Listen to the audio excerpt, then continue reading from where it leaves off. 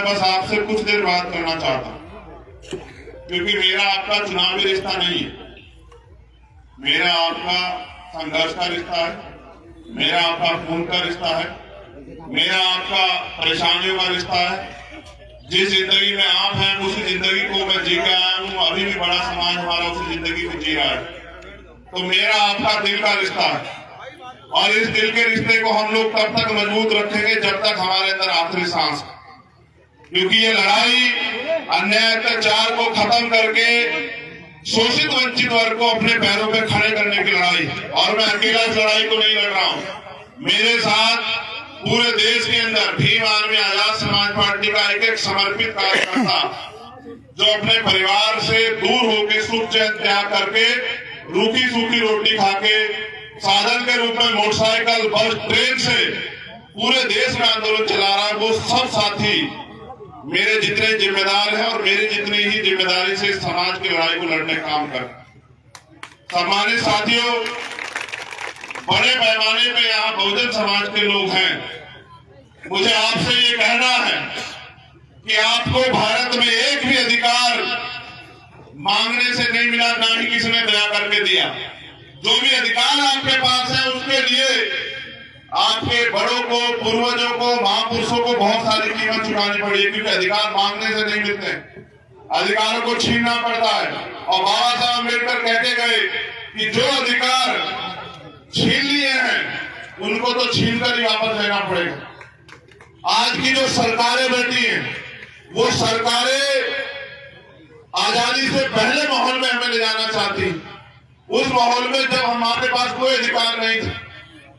मैं अगर उनकी खामियां गिनाने की बात करूं तो पूरा दिन बीत जाएगा, इतनी खामियां हैं। लेकिन मैं तो आपको आपकी खामी बता रहा हूं कि जो समाज अपना इतिहास नहीं जानता वो कभी अपने भविष्य का निर्माण नहीं कर सकता। आपको अपने आप को जानने के लिए अपने इतिहास को जानना चाहिए, और इतिहास ये है कि जब तक भारतीय संविधान लागू नहीं हुआ तब तक इस देश में आपको सीमित अधिकार थे। आपको खुली हवा में सांस लेने का सम्मान के साथ अधिकार मिलता मिला जब भारतीय संविधान लागू हुआ। ये बात मैं आपको पूरी जिम्मेदारी से कह रहा हूँ। शासन प्रशासन के लोगों का भी धन्यवाद देता हूँ कि उन्होंने अपनी जिम्मेदारी अदा करी, जो जानकारी उनको तो उसके रूप उन्होंने अपनी व्यवस्था यहाँ की। लेकिन सम्मानित मेरे भाइयों बहनों, मैं आप में से मैं जब अभी, क्योंकि 2 दिन से मैं घर था, माँ की तबीयत खराब थी, मैं उनको देखने के लिए गया। जैसी माँ आपके पास है, आप तो मेरी माँ हुई, लेकिन एक ऐसी माँ घर पे भी बेटा होने का फर्ज अदा करने गया था। आज जब निकला तो उनके साथ एक तस्वीर खींच के निकला, ये कह के उनसे कि देखो मेरे पास बहुत करोड़ों माओं की जिम्मेदारी, आपको महापुरुषों का आशीर्वाद मिले, आप स्वस्थ रहो, लेकिन मैं उस जिम्मेदारी को भी, उस कर्तव्य पथ को भी नहीं त्याग सकता जो मेरे कंधों पे। तो उस कर्तव्य पथ को निभाने के लिए निकला हूं। वो कर्तव्य पथ ये है कि जब तक देश में रहने वाले अंतिम व्यक्ति को भी वो सुविधाएं और वो अधिकार नहीं मिलता जो इस देश के अमीर लोग ले रहे हैं, तब तक ये लड़ाई पूरी नहीं होगी। जब तक अंतिम व्यक्ति भी, जो गरीब खेती किसानी करने वाला किसान या मजदूर, या वो अंतिम व्यक्ति जो बहुत दूर कहीं इस उम्मीद के साथ जी रहा है कि उसका जीवन भी बदलेगा, उसको भी अधिकार मिलेंगे, उसको सम्मान का जीवन मिलेगा, उसके जीवन में भी अवसर आएंगे, ये लड़ाई उसकी लड़ाई। मैं अगर आपको जो बताना चाह रहा हूं उस पर गौर कीजिए कि 14 अगस्त 1947 को, 1947 को हम लोग भारत में गुलाम थे। 15 अगस्त 1947 को आजादी मिली, लेकिन लड़ाई यही से शुरू होती है। 14 अगस्त को जो हमारी आर्थिक स्थिति थी, सामाजिक स्थिति थी, राजनीतिक स्थिति थी, धार्मिक स्थिति थी, उसमें कितना परिवर्तन हुआ। 14 अगस्त को जिसके खाते में 100 रुपए थे, 15 अगस्त को आजाद होने के बाद उसके खाते में कितने पैसे आए होंगे, आपने कभी सोचा? अगर नहीं सोचा तो जानकारी ले लो कि 14 अगस्त को जिसके खाते में 100 रुपए थे, 15 अगस्त को उसके खाते में 100 रुपए। देश की जो पावर थी अंग्रेजों ने यहाँ के ताकतवर लोगों के हाथ में दे दी। पहली सरकार बनी, अंतरिम सरकार, बिना चुनाव के, पंडित जवाहरलाल नेहरू प्राइम मिनिस्टर बने और उन्होंने वादा किया बाबा साहब अम्बेडकर से, क्योंकि बाबा साहब अम्बेडकर ने जब एक अधिकार हमें वोट का दिलाया, उन्होंने उस दिन एक बात कही मीडिया के सामने। जब मीडिया ने पूछा कि आज आपको कैसा लग रहा है, उन्होंने कहा आज मैंने रानी का पेट चीर दिया है, आज के बाद राजा बैलेट वोट से तैयार होगा, आपकी वोट से तैयार होगा, आज के बाद राजा मेरे लोग तय करेंगे राजा कौन बने। एक वो अधिकार, और दूसरा अधिकार जब संविधान लागू हुआ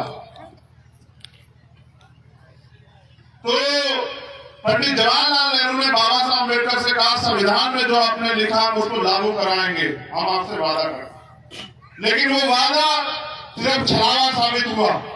छलावा इसलिए जैसे मैंने कहा 14 अगस्त को जो हमारी स्थिति थी 15 उसको भी वही थी, और फिर जब 26 जनवरी 1950 को संविधान लागू हुआ, पहली बार हमें अधिकार मिले। उन अधिकारों का प्रयोग करके पढ़ लिख के उस दिन से हमारी पढ़ाई लिखाई और आगे बढ़ने की सही स्थिति शुरू हुई। पढ़ लिख के हम अपने पैरों पर खड़े हुए, आरक्षण की वजह से रोजगार मिले, नौकरियां मिली। उन नौकरियों को मिलने के बाद हमारे जेब में पैसे आए, उन पैसों की बदौलत हमने अपने बच्चों को पढ़ाना शुरू किया, अपने घर बनाने शुरू किए, अपने साधन जोड़ने शुरू किए, तब जाके हम लोग इस देश में थोड़े बहुत खड़े हो पाए। मैं आपको समझाने का ये प्रयास कर रहा हूं कि देश तो आजाद हुआ, लेकिन आप आजाद नहीं हुए। आप आजाद कब होते कि आजादी के साथ जो गरीब था उसको भी इतने साधन और संसाधन मिलते जितने अमीरों के पास थे। आजादी हुई, गरीब गरीब रह गया, अमीर अमीर रह गया, और गरीबों को जो अधिकार मिले, आज की सरकारें उन अधिकारों को लूटने का काम कर रही। जो थोड़े बहुत अधिकार दलित पिछड़ों को मिले, आदिवासियों को मिले, सरकार की गंभीर नजर उन पे है कि किस तरह से इनके अधिकार छीने। ये आजाद भारत है, बहुत सारी शिकायतें, लेकिन आपसे कहनी पड़ेगी। आप ये बताओ 14 अप्रैल अब आ रही है नहीं आ रही है? आज सब लोग अपने अपने गांव में बाबा साहब अम्बेडकर की जयंती मनाओगे। आप जाओ परमिशन मांगने के लिए, पहले तो आप प्रोग्राम करोगे, पुलिस के लोग आप कहेंगे भाई आपको परमिशन नहीं है। जब आप परमिशन मांगने को जाओगे तो कहोगे नहीं पढ़ता, चालू नहीं होगी। आप ये बताओ कैसी आजादी है जब हम अपने गांव में अपने महापुरुषों की जन्म जयंती नहीं मना सकते, तो बताओ हम कितने आजाद हुए देश में। परमिशन आप देखो, भारत एक सेकुलर कंट्री है, हर धर्म को धार्मिक आजादी है, हर धर्म को मानने वाले को धार्मिक आजादी है। जब अन्य धर्म के लोग अपने धार्मिक उत्सव को कर सकते हैं तो कुछ लोगों में पाबंदी क्यों?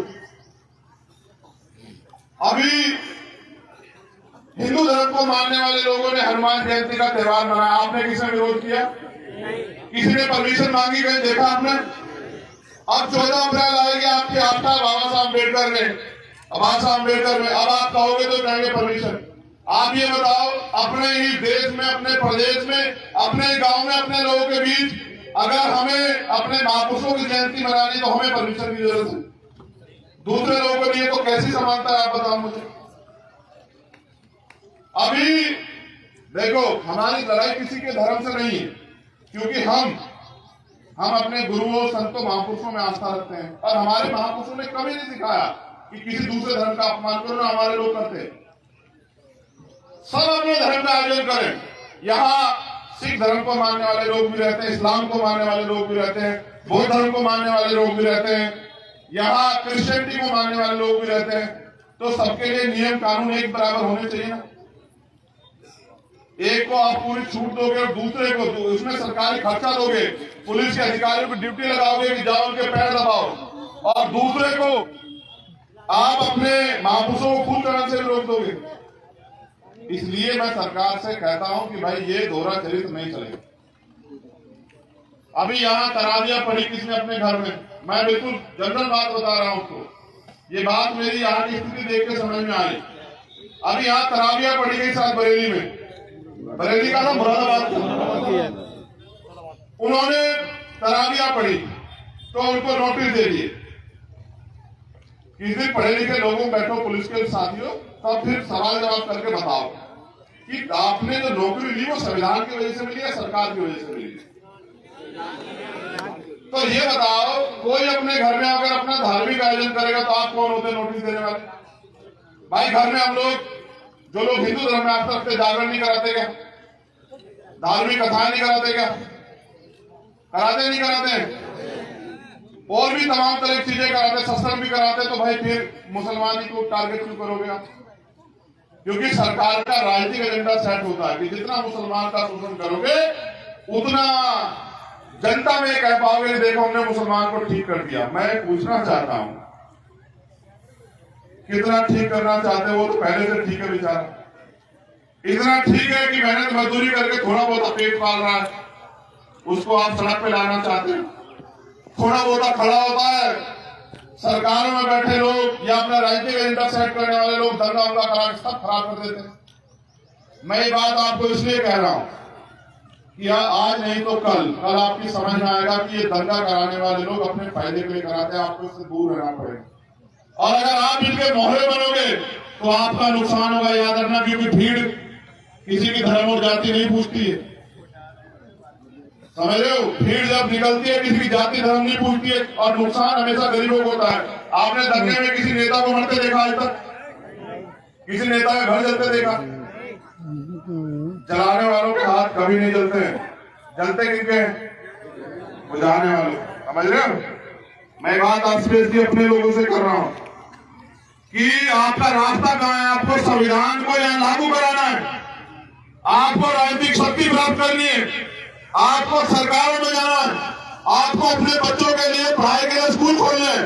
60,000 स्कूल बंद कराए सरकार ने 9 साल में। साउंड प्राइमरी स्कूलों में किसके बच्चे पढ़ते हैं बताओ मुझे हाथ उठा के? अमीरों के बच्चे पढ़ते हैं, गरीबों के बताओ? किसके हाथ बच्चे पढ़ते हैं बताओ? गरीबों के स्कूल किसके लिए बंद हुए? अमीरों के लिए, गरीबों के लिए। और जब हम पढ़े लिखेंगे तो सवाल कैसे करेंगे? हमें जानकारी कैसे मिलेगी कि देश में क्या चल रहा है? सरकार स्कूल क्यों बंद कर रही है? इसलिए कि गरीब के बच्चे ना पढ़े। लड़ाई यहां से शुरू हुई कि जब एक गरीब व्यक्ति, उसकी बेटी, उसकी माँ, उसकी पत्नी, उसकी बहन, उसका बच्चा सरकारी अस्पताल के बाद दम तोड़ देता, लड़ाई यहां से शुरू होती है। क्या उसको इलाज कराने का अधिकार नहीं है भारत में? पैसे वालों का इलाज होगा और गरीब लोग सड़कों पे दम तोड़ेंगे। लड़ाई जब तक गरीबों को भी अमीरों जैसा इलाज नहीं मिलता बराबरी का, तब तक लड़ाई जारी रहेगी। इसलिए और ये होगा कब? देखो मैंने आपको बताया कि देश तो आजाद हो गया, लेकिन आजादी तब मिली जब संविधान लागू हुआ। असल आजादी कब होगी? जब छात्रों में हिस्सेदारी मिलेगी। हम बार बार कहते हैं सरकार को जातिगत जनगणना करा दो, पता लग जाए किसकी कितनी जनसंख्या है और किस जाति के पास कितने रिसोर्स हैं, किसके पास कितनी नौकरियां हैं, किसके पास कितनी जमीन है, किसके पास कितना बिजनेस है। असल होना चाहिए था। आप भी सुनो मीडिया के लोग, जिस दिन देश आजाद हुआ हमें ये करना चाहिए था, अगर ईमानदार लोग कुर्सी में बैठते तो अंतिम व्यक्ति को भी साधन प्रोवाइड करवाते। जैसे पिता अगर संपत्ति बांटता है तो कैसे बांटता है? अगर उसकी जेब में 100 रुपए और 4 बच्चे हैं तो 25-25 बांटेगा ना? बराबरी तभी हुई ना, तब होता। तब आप गैर बराबरी की खत्म करने की बात करते और हमारे अधिकारों पे गलत बयानबाजी करते। जिस देश आजाद हुआ आपने गरीब को भी वही साधन दिए थे जो आपके पास। फिर आप रेस की लाइन खींचते, फिर आप कहते जो आगे बढ़ पाया कि वो सही है, जो नहीं बढ़ पाया वो सही नहीं। इसलिए मैं आपसे कह रहा हूं कि देश आजाद हुआ, संसाधनों में वितरण नहीं हुआ, ना हमें जमीन मिली, ना हमें पैसे मिले, ना हमें रोजगार मिला, ना नौकरी मिली, कुछ भी नहीं मिला। इस बात को बाबा साहब अम्बेडकर समझते थे। उन्होंने आरक्षण की व्यवस्था इसलिए की कि कल जो कुर्सी में बैठे, उसी कुर्सी में बैठे लोग हैं वो गरीबों के बच्चों को नहीं पढ़ने देंगे। और अगर आज आरक्षण नहीं होता तो आपको कोई कुर्सी पे बैठने नहीं देता। आज भी इतना जातिवाद है। इसका नमूना देखना हो तो ये देखो आप, अभी जो शायद मेरठ में हुआ, एक वाल्मीकि समाज के परिवार की शादी थी और ताकतवर व्यक्ति ने मना कर दिया कि मैं अपना वो नहीं दूंगा बैंक्वेट हॉल। जब पता लगा जाति क्या होती है, जब उनको पता लगा कि वो शादी वाल्मीकि समाज की है तो उसने मना कर दिया। ये बात मैं आपसे इसलिए कह रहा हूं क्योंकि जाति जो है वो जाति नहीं है। जाति आपके साथ रहेगी, आप अधिकारी कर्मचारी बन जाओ। अरे आप सबकी लड़ाई करते हैं। अपर कास्ट में भी अगर किसी के साथ अन्याय होगा हमारे पास आएगा, हम लड़ते हैं। लेकिन नेता तो अपनी जाति के बच्चे ना। आज भी लोग मीडिया क्या लिखेंगे? मैं दलितों के नेता यही लिखेगी ना? कभी ये लिखेगी सबके नेता? नहीं लिखेगी ना, यही कहेगी ना। और दूसरे लोग सबके नेता हो जाएंगे। मैं आपको ये बताने के लिए आया हूं कि सरकारी नौकरियां खत्म हो रही हैं, सरकारी स्कूल बंद हो रहे हैं, एजुकेशन का बजट खत्म हो रहा है, हेल्थ का बजट कमजोर पड़ रहा है, देश की जीडीपी गिर रही है, बेरोजगारी की दर बढ़ रही है, भूखमरी में हम टॉप पे जा रहे हैं। ये इसलिए हो रहा है क्योंकि भारत में केंद्र में और स्टेट में जो उत्तर प्रदेश में सरकार है वो चंद पूंजीपति ताकतवर लोगों की सरकार है, उसका गरीबों से कोई लेना देना। अगर गरीबों को अपनी लड़ाई को आगे बढ़ाना, अपने अधिकार सुरक्षित रखने हैं तो उनको अपनी लड़ाई को मजबूत रणनीतिक रूप से करना पड़ेगा। मैं कभी आपके बीच में नहीं आया, मैं तो धन्यवाद करता हूं क्षेत्र का कि जब ललित यहां से लड़े, आपने 2-3 गांव ये पड़ते 1100 वोट उनको दिए, उन्होंने मुझे भी बताया। मैं दोनों हाथ जोड़ के धन्यवाद देता हूं कि आपने गरीबों के बच्चों पे भरोसा किया, दिल से धन्यवाद करता हूं। लेकिन जो अधिकार भारतीय संविधान देता है उनको लागू कैसे कराओगे अगर आपके पास राजनीतिक शक्ति नहीं? कानून कहां बनते हैं? कानून विधानसभा में बनते हैं, लोकसभा में, सड़कों पे नहीं बनते हैं। जब तक विधानसभा और लोकसभा में आपके लोग नहीं जाएंगे तब तक आपके हित के लिए कानून कहां बनेगा? और जो कानून बने हुए हैं उनको लागू कराने के लिए चाहिए राजनीतिक शक्ति। जब आपके लोग कुर्सी में बैठे होंगे तो कानून पालन कैसे होंगे? तो आप इस देश में कब तक भूखमरी, बेबसी, लाचारी, गरीबी के साथ जीना चाहते हैं? क्या आपके मन में पीड़ा नहीं कि खत्म होनी चाहिए? कितने लोग चाहते हैं कि किसानों की, मजदूरों की, गरीबों की समस्याएं खत्म होनी चाहिए? हाथ खड़ा करके बताओ। नहीं, दोनों हाथ छोड़ो, एक हाथ से मजा नहीं आ रहा, लग रहा है कि उत्साह कम है तुम लोगों में। वो खड़े लगे रखो 1 मिनट, मैं नहीं मानूंगा तुम्हारी बात को अगर तुम 1 मिनट हाथ नहीं खड़े करके रखो। अच्छा नीचे करो, तुम्हें कष्ट ही तो नहीं देना है। देखो मैं रोज ही रहता हूं लोगों में, कहीं ना कहीं भ्रमण करता रहता हूं। कल मुझे सुबह कानपुर जाना है, उरई में। वहां हमारे साथी नील पटेल नेशनल जनमत चलाते हैं, उनकी माता जी की डेथ हो गई थी, उनके घर, उनके यहाँ प्रोग्राम है गाँव में, सब लोग इकट्ठा होंगे, वहां चर्चा करेंगे कि भविष्य में हम लोग किस तरह आगे बढ़ना है। फिर मैं 10 तारीख को जाऊंगा गंगानगर सिटी, राजस्थान, हमारी सभा। फिर 12 तारीख को मैं फिर यही आऊंगा बिजनौर में, हमारा प्रोग्राम है 12 तारीख में। फिर 14 तारीख को हम लोग जाएंगे मध्य प्रदेश, मैं और हमारे उत्तर प्रदेश के साथी अन्य दलों के वो। फिर 16 में फिर मैं आपके पास आऊंगा। मुझे इस काम को करने में इतना आनंद आ रहा है आप सोच नहीं सकते। और उसका आनंद का कारण बताऊं क्या है? क्योंकि जो प्यार आपसे मिलता है ना वो करोड़ों रुपए से भी ज्यादा ताकतवर। जब वो माँ सड़क पे मिलती है, भाई सड़क पे मिलता है, या वो बाबा, चाचा, ताऊ मिलते हैं, सर पे हाथ रखते हैं और वो माँ पूछती है कि कैसे हो तुम, ठीक होना, तो ऐसा लगता है कि चारों तरफ अपने ही लोग घूम रहे हैं। और उनको बहुत उम्मीद है हम लोगों से कि उनको हर बार धोखा देगा, अब उनको धोखा नहीं मिलेगा। मैं यहाँ मंच पर उपस्थित अपने नेताओं से भी कहना चाहता हूँ कि पुराने लोगों ने जो गलतियां की राजनीति में उनसे सीख लेनी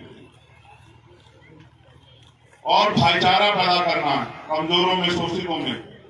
मैं तो अपने लोगों से पूछता हूँ, जब मैं अति पिछड़े वर्ग के लोगों में जाता हूँ, पाल प्रजापति से पूछता हूँ, भाई तुम्हारे, चलो बहुत सारे धर्म तो ठीक है, तुम्हारे बच्चों को रोजगार कहां से मिलेगा? तब उनके पास कोई जवाब नहीं होता, क्योंकि वो भी पीड़ित वंचित, उनको भी किसी ने हाथ पकड़ के साथ नहीं बिठाया। जाति है कि जाति नहीं, जाति के आधार पे ऊंच नीच है, ऊंच नीच के कारण हम लोग एकजुट नहीं। इसलिए हमारे महापुरुषों ने टुकड़ों में बटे हुए समाज को बहुजन समाज का नाम दिया। दलित, पिछड़े, आदिवासी, अन्य धार्मिक अल्पसंख्यक, और इनकी लड़ाई लड़ने के लिए लोगों को तैयार किया। मैं उनमें से एक, मैं आपका नेता नहीं, आपका बेटा हूं, आपका भाई, और इसलिए आपके बीच में हूं क्योंकि जो ये बहनें माएं बैठी हैं, बताओ तुम घर में रोजगार चाहते हो नहीं चाहते हो? तुम्हें रोजगार मिले, बताओ हाथ उठा के। ये मुझसे सच सुनना चाहते तो सुनो, मेरी माँ खेत पे जाती थी घास लेने और सर पे 30-40 किलो घास की गठरी लेके आती थी और वो दूध बेचती थी, तब जाके हम लोग आगे बढ़े। मैं जानता हूं हम लोग के क्या हाल है, मुझे कुछ बताने की जरूरत नहीं, मैं वहीं से निकल के आया, मैं बहुत अच्छी तरह जानता हूं। कि किस तरह मेरी माँ अपना पेट काट के हमारे पेट भरती थी और आप भी भरती हो। आप भूखी रह के अपने बच्चों को पालती हो इसलिए कि आपके बच्चे कल कामयाब हो जाए और आपकी गरीबी दूर हो। गरीबी ऐसे दूर नहीं होगी, गरीबी ऐसे दूर होगी जब आपके बच्चों को रोजगार मिलेगा, वो नौकरियां करेंगे, या उनको बिजनेस करने की आजादी मिलेगी, या आपको रोजगार मिलेगा। अगर देखो, मैं भावा साहब ने कहा मुझे पूजने की नहीं, मुझे पढ़ने की जरूरत है। मैं मूर्तियों में नहीं, किताबों में आपसे भी कह रहा हूं, अपने महापुरुषों के विचारों पर चलोगे तो आपको कामयाब होने से कोई नहीं रोक सकता। सदगुरु रविदास जी महाराज ने क्या कहा सुना आपने? कहा ऐसा चाहो राज में जो मिले सब अनुवन, और छोटे बड़े सब संग से रविदास रहे प्रसन्न। इसका मतलब समझते हो? मैं बताता। आज से 650 साल पहले उन्होंने कल्पना की कि राज व्यवस्था कैसी होनी चाहिए। उन्होंने इस पे अपना लेख लिखा कि राज व्यवस्था ऐसी होनी चाहिए जिसमें कोई गम ना, जिसमें किसी कोई दुख ना हो, भय ना हो, किसी को खाने के लिए अन्न की दिक्कत ना हो, किसी को तन ढकने के लिए कपड़े की दिक्कत ना हो, किसी के सर पे छत ना हो, ऐसी समस्या किसी के सामने ना हो, कोई चोरी ना हो, किसी की हत्या ना हो, कोई लूटपाट ना हो। पूरी दुनिया में कोई नहीं लिख पाया। आप ऐसे संतों गुरुओं की औलादे हो, उनके वंशज हो। ऐसा लिखने वाले जिन्होंने नाम दिया उस राज का बेगमपुरा राज, बेगम, जिसमें कोई गम ना हो, ऐसा राज लाने की बात उन्होंने की। ऐसे राज की व्यवस्था उन्होंने की। बाबा साहब अम्बेडकर ने संविधान में उसी राज की कल्पना संविधान के अनुसार की। लेकिन मक्का सत्ता में बैठे हुए लोगों ने गरीबों का खून चूसने का काम किया, उन गरीबों के अधिकारों को लूटने का काम किया, राजनीति के लिए अपनी जेब भरने का काम किया, अपनी संपत्ति बनाने का काम किया, गरीबों के पेट की रोटी की चिंता नहीं की। इसलिए आज भी गैर बराबरी है, और ये गैर बराबरी तब तक रहेगी जब तक आप अपने पैरों पर नहीं खड़े होंगे, या फिर आप अपने बीच के लोगों को इतनी ताकत देकर नहीं भेजोगे कि वो आपकी समस्याओं को खत्म कर सके, उनका हल निकाल सके। आप भूख से मरते हो, आप समस्या का सामना करते हो, मेहनत मजदूरी करने के लिए चौक पे जाकर सुनो, मेरे लोगों में बताता हूं तुम्हें सच क्या है। दुनिया में पशु पक्षी बिकते हैं, यहाँ इंसान बिकते हैं। हर शहर के कस्बे के चौराहों पे जाओ, मेरे लोग जाते हैं सुबह मेहनत मजदूरी करने के लिए, अपने आप को बेचने के लिए। कोई आएगा खरीदार 400 साढ़े 400 रुपए में खरीद के लेके जाएगा। आधों को रोजगार मिल जाते, आधे बेकार आते हैं घर, वो बिक भी नहीं पाते, और फिर वो पूरे दिन तसला उठाते, मेहनत मजदूरी करते हैं, पसीना यहाँ से लेके पैरों तक छूता है, तब जाकर उनके बच्चों को रोटी मिलती है में देश में। बाबा साहब ने भी कहा कि ये वोट तुम्हारी जिंदगी बदल देगी। माननीय काशीराम सर ने भी कहा कि वोट की रक्षा हमें बहन बेटे की रक्षा की तरह करनी है। मेरे लोगों, आपने वोट की ताकत नहीं समझी। जिस दिन आप अपनी वोट की ताकत समझोगे, बड़े से बड़ा तानाशाह सोचो। जब चुनाव आता है, बड़े से बड़ा ताकत में आपके पेट सुना आता नहीं आता, बताओ मुझे।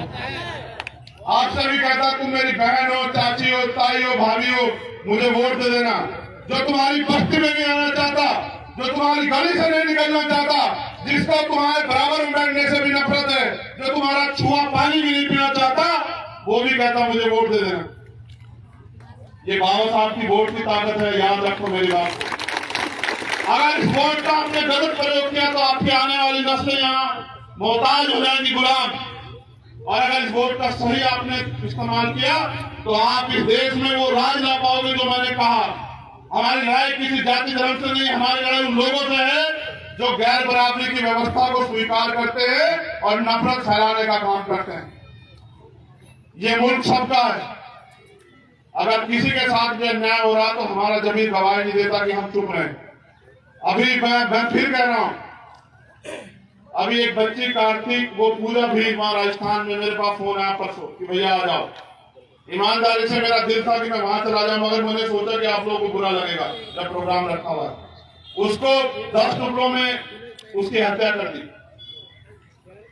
हमारी टीम वहां मौके पर चली गई, आंदोलन किया, तब जाके उसको न्याय मिलने की उम्मीद जग रही। उसके परिवार ने मुझे कहा कि भाई आप आ जाओ।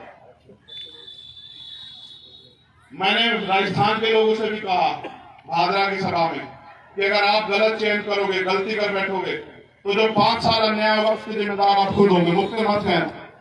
अगर आपने गलत चयन कर लिया पैसे के चक्कर में, किसी उपहार के चक्कर में, शराब के चक्कर में, तो आपके बच्चों के जो कत्ल अन्याय होंगे उसके जिम्मेदार आप खुद होंगे। आपके जो अधिकार छीने उसके जिम्मेदार आप खुद होंगे। ये मेरी माँ बहनी बैठी है, मुझे एक बात का जवाब दो, पैसे वालों के चक्कर में अपने इस गरीब बेटे को भूल तो नहीं जाओगे तुम? बताओ। नहीं, दोनों हाथ उठा के बताओ, एक हाथ से नहीं मारूंगा मैं बिल्कुल भी। मैं बड़ा सतर्क हो गया हूं पिछली बार के बाद। देखो, अगर अमीरों को गरीबों की चिंता होती तो कोई गरीब रहता क्या? बताओ। अमीरों के कुत्ते भी घी खाते हैं, उनके कुत्ते भी गाड़ी में घूमते हैं, इसी में देखो वो बटर लगी हुई थी, वो ब्रेड खाते हैं, आप सूखी रोटी खाते हो। इस देश में कुत्ते बिल्लियों की इज्जत है, इंसानों की नहीं। सड़क पे अगर कोई इंसान मर जाएगा तो आदमी वीडियो बना लेगा, उसको उठा के अस्पताल में भेजेगा। कोई अगर पशु को नुकसान हो जाएगा तो दिखावा करने के लिए, क्योंकि ढोंगी हम लोग, तो उस पशु के पास खड़े होकर वीडियो उसके पैर वो दवा ववा करते हुए दिखाएगा कि देखो मैं कितना पशु प्रेमी हूं। लेकिन जो जीव इंसान अपनी मौत के लिए और जिंदगी के बीच लड़ रहा है उसको नहीं उठाएगा। हम यहाँ ढोंगी लोगों में रहते हैं। मैं आपसे भी कह रहा हूं, पहले माओ से पूछ लू, नहीं पूछ लू? एक बार पूछ लू, बताओ साथ दोगी नहीं दोगी? बताओ, दोनों हाथ उठा के बताओ। ऐसा तो नहीं वो पैसे और शराब वराब लेके आ जाओगे, कहोगे कि अपने बेटे को भूल जाते हैं, ऐसा तो नहीं है? बताओ। और वो राशन भी बांट रहे हैं। अब देखा आपने क्यों बांट रहे राशन? आपको पता है? देखो, राशन देते हैं 1 महीने में 4 किलो, यही दे रहे हैं ना? 4 किलो राशन कितने का आता है? 100 रुपए का, 200 का आता होगा। और वोट कितनी कीमती है? करोड़ों रुपए से महंगी। और कैसे मिली? आपके महापुरुषों ने अपने 4 बच्चे कुर्बान किए अपने सुख चैन, तब मिली ना। तो इस वोट को अगर दुश्मन को दे दिया तो क्या होगा? जो अन्याय होगा उसके जिम्मेदार हम खुद हो जाएंगे। ठीक है? उससे बड़ी बात बताता हूं, मैं बताता रहता हूं सब चीजें। मेरा काम ही ये नेतृत्वकर्ता के जरिए कि आपको जानकारी दूं। आप माचिस खरीदते हो घर में? माचिस, टूथपेस्ट, साबुन, इन सब पे टैक्स जाता है। अब जीएसटी 28% है। अगर कोई सामान 10 रुपए का है तो 2 रुपए 80 पैसे टैक्स लेती है सरकार। एक आदमी अपने 1 महीने खर्चे में 1000 रुपए ज्यादा का टैक्स सरकार को देता है। सरकार उस 1000 रुपए में से 200 रुपए का राशन हमें देती है, 800 अपनी जेब में रख लेती है, और सरकार एहसान करती है कि हम आपको राशन दे रहे।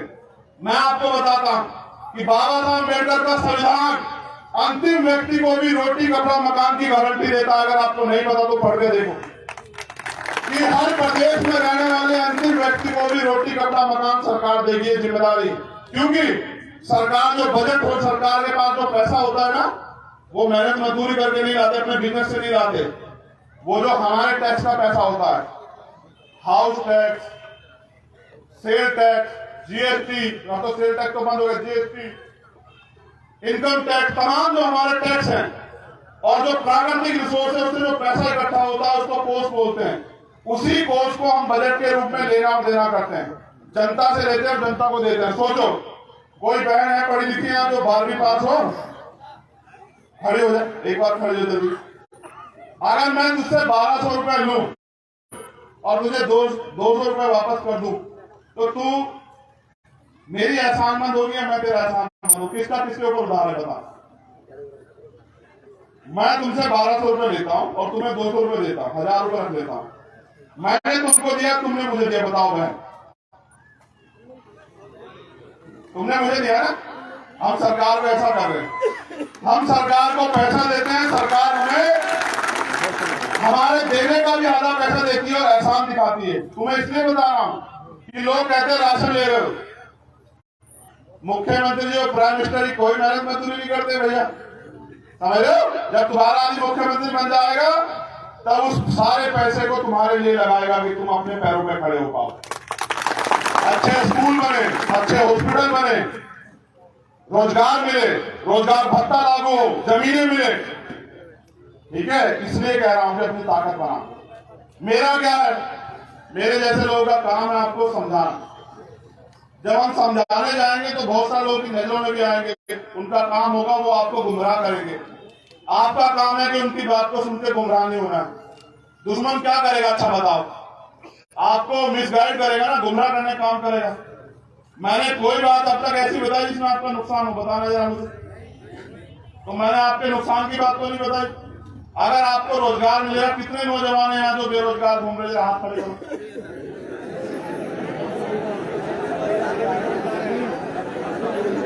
नीचे करो, बताओ।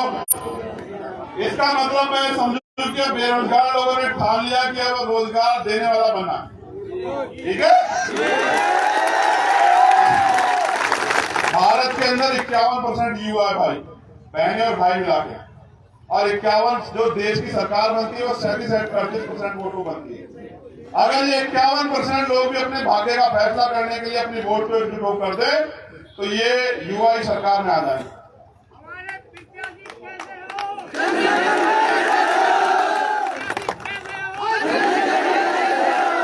एक बात और, ये बहुत जरूरी बात है, आप सबसे कह रहा हूं, आपसे भी कह रहा हूं जी, हाथ खड़े। देखो भाई, उनके पास बहुत बड़े टीवी चैनल है, रोज उनका प्रचार होता है ना, बड़े बड़े अखबारों में उनके विज्ञापन आते हैं, उनके पास बड़े बड़े बैनर हैं, तमाम तरह की चीजें हैं प्रचार प्रसार करने के लिए। मेरे पास आपके लिए कोई, आपके अलावा कोई नहीं। यहाँ जो लोग आए, क्या किसी को किसने पैसा दिया है? कोई एक भी ऐसा हो तो बताओ। किसी को साधन दिया है कि भाई साधन से आ जाना? आप मेरी ताकत हो, मैं जो कुछ हूं आपकी वजह से।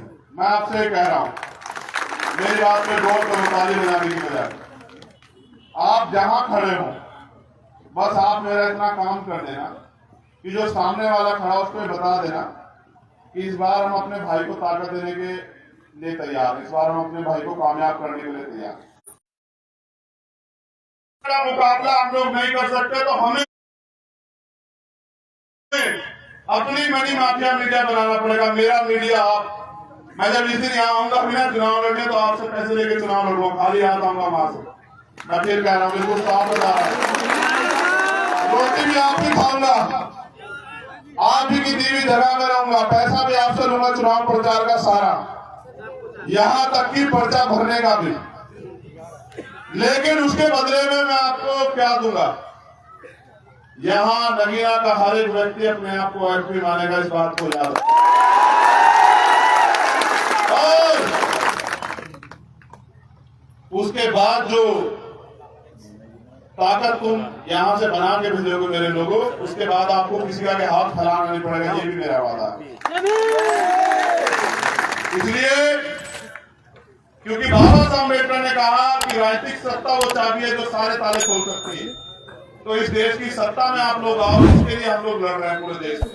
और मेरा मानना है नीले पट्टे वाले लोग आपको इस गुलामी से आजाद करा के छोड़ेंगे। और ये जो अधिकारी कर्मचारी हमारे हैं, आपको भी मैं गारंटी देता हूं कि आपकी जो पुरानी पेंशन है जो सरकार ने बंद की है उसको बहाल करेंगे हम लोग, मेरी बात को याद रखें। ये जो इधर खड़े हैं दोनों तरफ, इनसे भी कह रहा हूं, जब आप बूढ़े हो जाओगे, नौकरी खत्म हो जाएगी, तो फिर आपका पैसा नहीं होगा तो आपको भी कोई नहीं पूछेगा, आपको भी पुरानी पेंशन हम लोग देंगे, ये बात याद रखना। जो गरीब है, जिन पे जमीन नहीं है, उनको जमीन देंगे, जो बेरोजगार है उनको रोजगार देंगे, और अपने लोगों को देंगे आत्मसम्मान और स्वाभिमान का जीवन, कि वो स्वाभिमान सम्मान से हर जगह घूमे और अपने जीवन को जिए। आप यहाँ आए, आपने मुझे सुना, इतना प्यार दिया, बहुत बहुत धन्यवाद। आप सभी के लिए मंगल कामनाएं कि आप सभी स्वस्थ रहें, दीर्घायु रहें और आपके जो भी आपके सपने पूरे। मैं फिर पुनः आयोजक कमेटी को धन्यवाद देता हूं और आपसे उम्मीद करता हूं आज से आप अपना काम करोगे नहीं करोगे बताओ? नहीं, दोनों हाथ में बताओ, प्रचार का काम करोगे नहीं करोगे? इसमें आपको शर्म तो नहीं आएगी? कभी सोचे भाई हम क्यों करें, हमारी बेइज्जती ना हो जाए? तुम कैसे करोगी माँ, मैंने बताना जरा, तुम कैसे करोगी? तुम कहाँ जाओगी? आपको ये करना है, जब भी कहीं से फोन आएगा उसको बताना है कि बेटे के इस बार मदद कराएंगे हम लोग। ठीक है, बहुत बहुत धन्यवाद। जय भीम, जय भारत। जय भीम, जय भीम। आवाज दो, आवाज दो। बहुत बहुत धन्यवाद, आपका पूर्ण धन्यवाद।